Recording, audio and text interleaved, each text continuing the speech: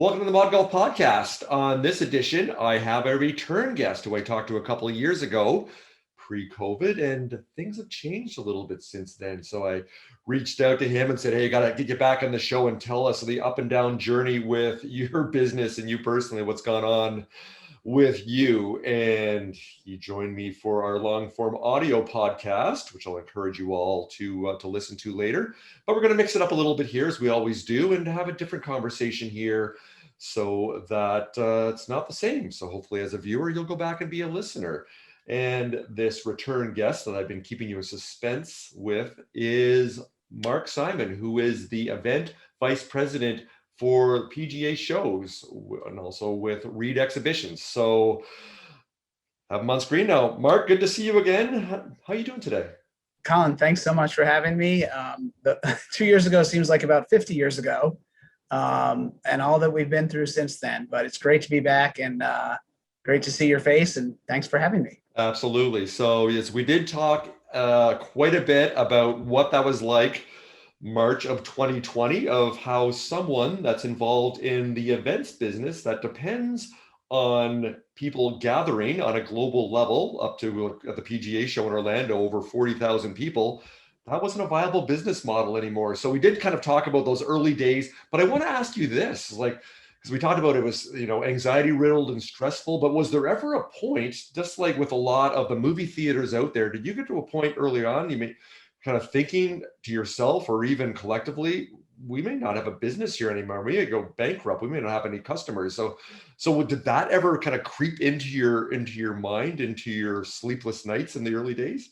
I would say a sliver, but again, people have been meeting face to face for thousands of years, and people crave face to face contact. Human interaction has been key again for thousands of years. So we weren't worried about the model coming back and people wanting to meet together face to face again. We knew that would happen at some point. The question was, how long would that take? And then how do we enhance face to face based on all of the digital and virtual learnings that we talked about on on our previous call? Right.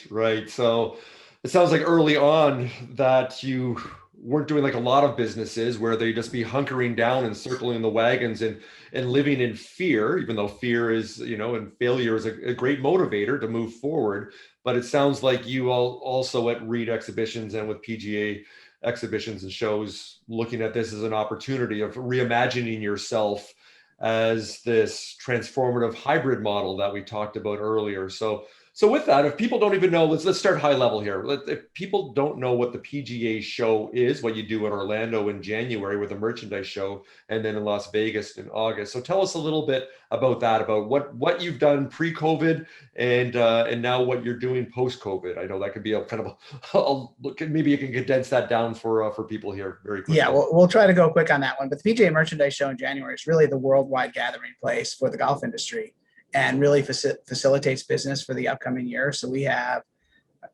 35 to 40,000 people from around the world in a typical year, more than 80 different countries, all 50 states, PGA professionals, buyers, owners, anyone in the industry. So again, it's a business to business gathering. It's not open to consumers, but it really facilitates business for the upcoming year. It kicks off the season in January, and it's been going on since 1954. We have a smaller satellite event in Vegas that would typically take place in August. That is a more fashion-oriented event.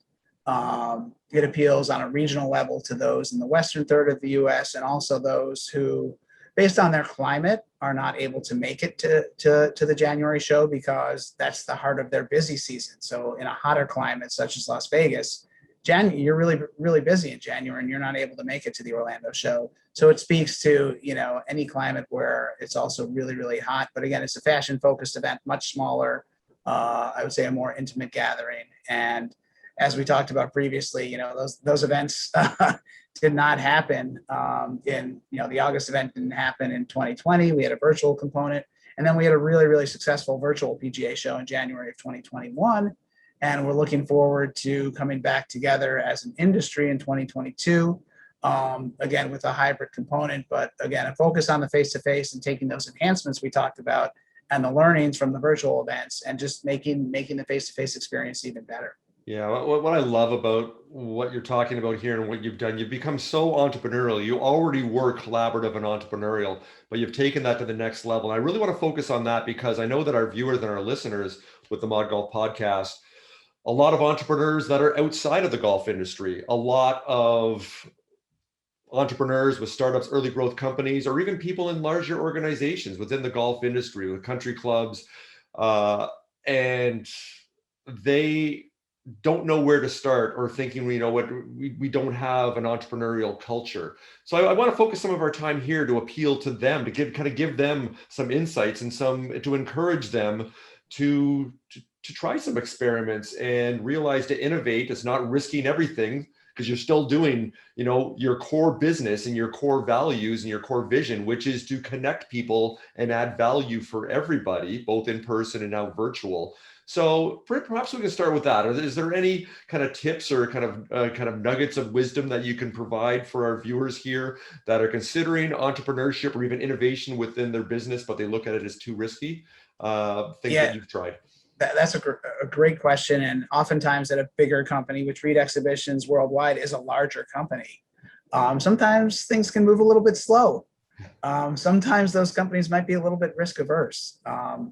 But we had to, evolve and morph very, very quickly to embrace change, to embrace innovation, to, I would say on a micro level within our show and within our culture, what hopefully can help your viewers, we had to really celebrate failure and we had to really make it important for people to not be afraid to try new things. So we added, at our weekly meetings, let's talk about the biggest failure on the team and celebrate it. And as a culture, as a company, those kinds of things were celebrated and rewarded and encouraged. And I think that's the biggest. Sometimes people are held back by their fear of failure. We really wanted to make it okay to take a chance, to have it not work, and for that to be okay. So I think that was one of the biggest changes and realizations and culture changes that really, really helped. And then I think combined with speed, I talked about sometimes things are slow, and they still are sometimes at a bigger company, but to really just make quicker decisions with the information that you have. To almost think there's no right or wrong. There's no playbook for what we went through the past 18 months, and get as much information as you can and make the best decision that you can with the information that you have.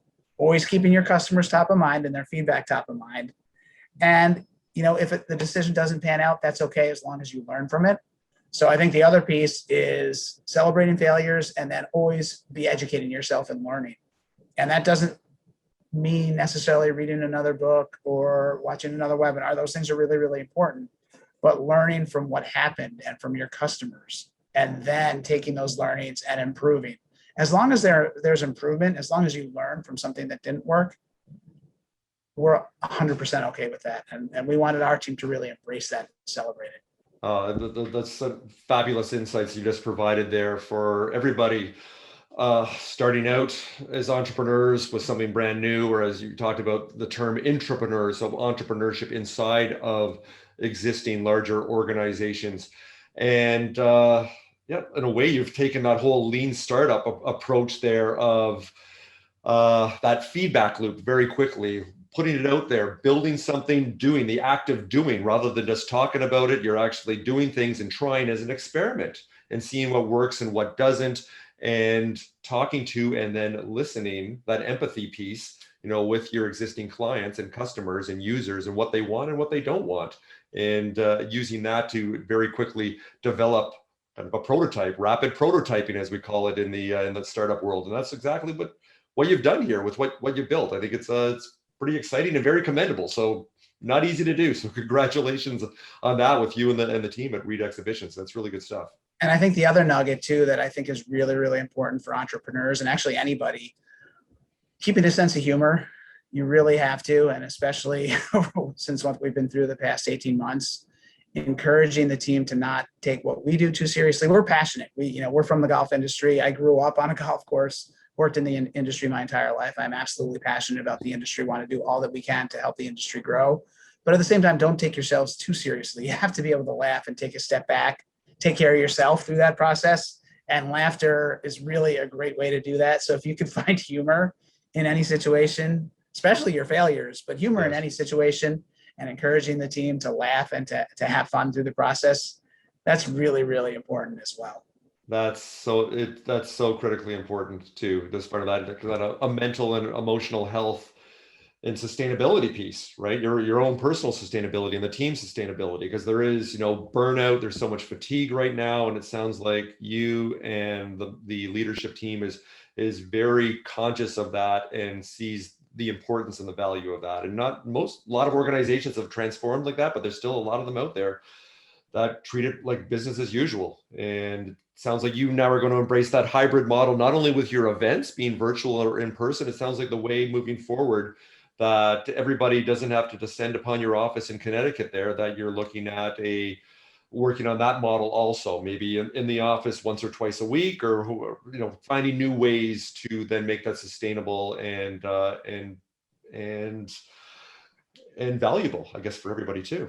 Yeah, that approach is continually evolving. And again, we found, and again, this goes back to listening to your employees, listening to your team, and also realizing that the world has changed. We found that there are certain elements to the remote work that are very beneficial, and that our employees are happier, and that you can still collaborate really, really well.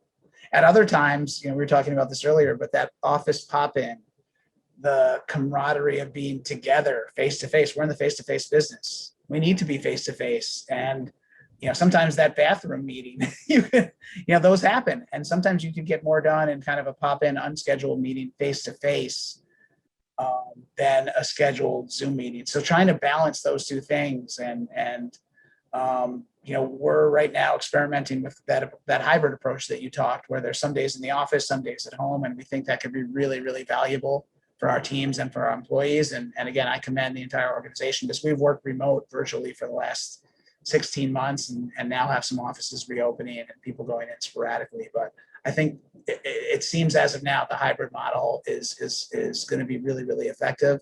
And it seems like that's what our employees want: sometime remote, but sometime together as a group. And hopefully more time on the golf course. I found also with myself last year, I played more golf last year in 2020. I played over 60 rounds, and I'm usually like a 6 to 10 round a year guy. So not only am I getting better, but I'll be quite honest about it, I think that was part of my therapy, part of my mental health check-in, of just getting out there and just, even if I shot 79 or I shot 99, and I shot everything in between there, Mark, believe me, I did. But it's like the fact I'm getting in those 14,000 steps, you're socially distanced, hanging out with a couple other people there, and it makes a huge difference. Being able to take that time and decompress, because it was a tough year. It was a tough year for everybody. Yeah, I think those are some of the things that I think you spoke very well to why golf is thriving right now. It's outdoors, there's exercise, it's an emotional escape. And I think the hybrid work dynamic is going to help the golf industry as well, because it makes it easier to get out on the course. And I think longer term, I don't think that model is going to change. Some companies, as are going completely remote. Some are bringing people back and more in the financial sector 5 days a week, but I think the hybrid approach is going to be the norm for most. And I think that speaks well to the long-term metrics for golf. And, when my dad introduced me to the game when I was 4 or 5 years old, he even talked about, what golf teaches you from, a moral perspective, what it teaches you about the outdoors, the fact that it encourages exercise. And it's a way to meet a lot of people as well, and to have a shared experience that can establish and grow a relationship in a big way. So I think those kind of 4 components are still true today, obviously, and I think are going to really, really bode well for the future of the industry.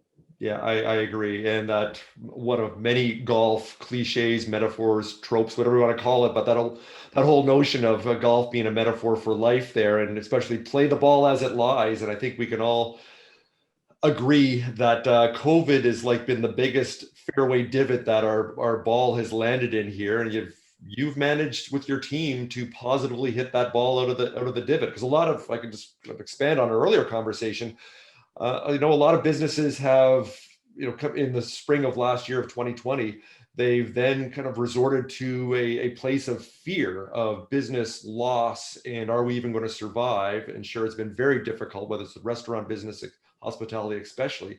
But the conversations I had with you the last hour or so, seems like you really embraced the opportunity very quickly about now.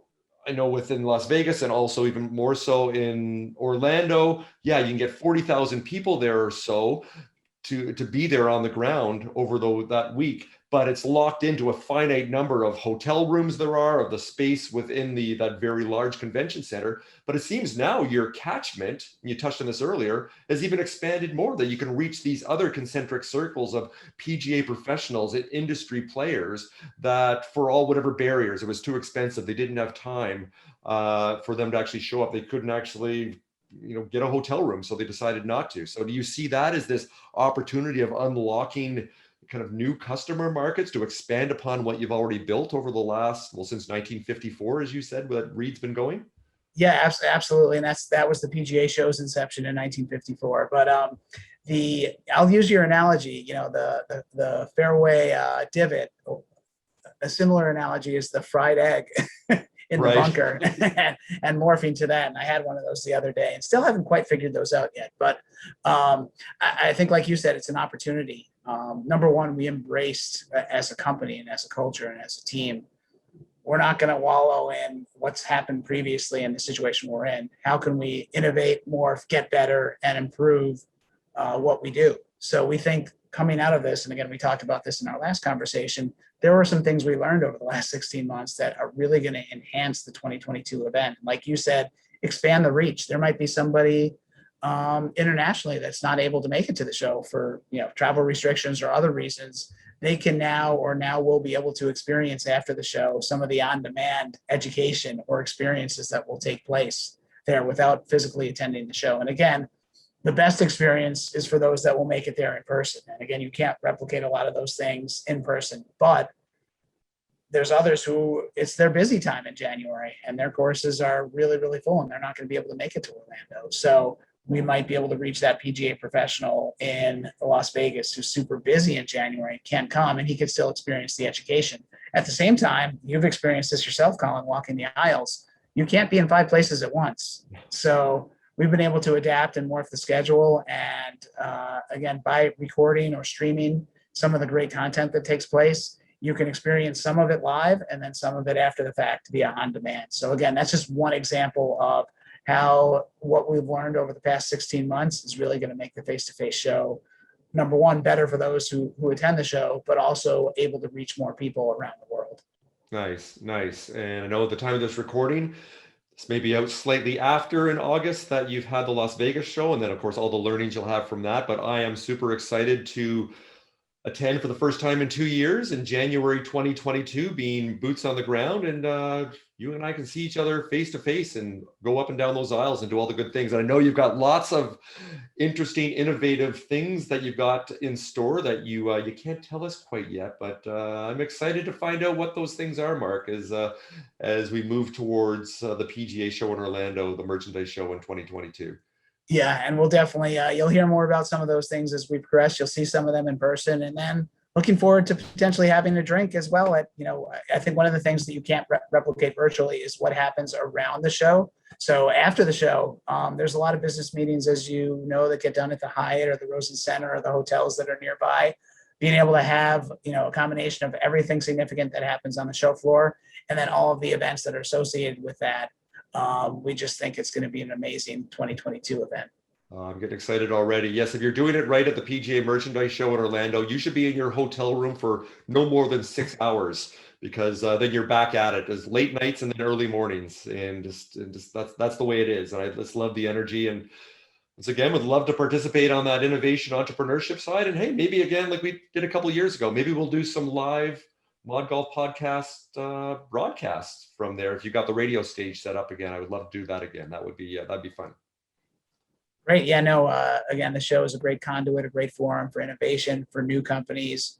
We're continuing with the inventors area. So again, just excited for the interest amongst the industry, for the new blood that's coming out, for some of the new products that are going to be launched at the show, and for some of the new companies that even participated with us virtually in January, and now are going to be back face to face for the first time in 2022. Love it. Love it. Hey, to finish up here, where can our viewers find out more about all the good things you do with PGA shows?